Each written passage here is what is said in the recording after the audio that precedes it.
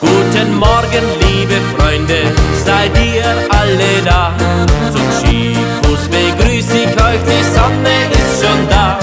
Ich zeige euch, wie das Skifahren geht, wie man auf die Bretteln stirbt, zur Seilbahn schon geht's los. Die Freude ist riesengroß. Auf wie aufs Kamperl, in der Früh, ja ganz schnell, denn Skifahren ist da frei. Ich sag's euch, liebe Leid, in der Früh geht's gleich los, denn die Sehnsucht ist so groß, am Abend kehrt man ein, beim Après-Ski ist fein.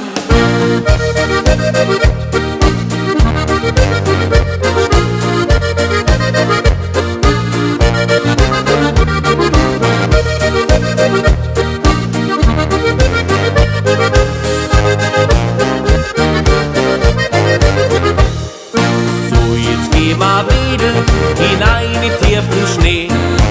Und wer am Brezen dran, der schreit laut Juchhe. Auf wie auf den Gipfel, hinunter in das Tal.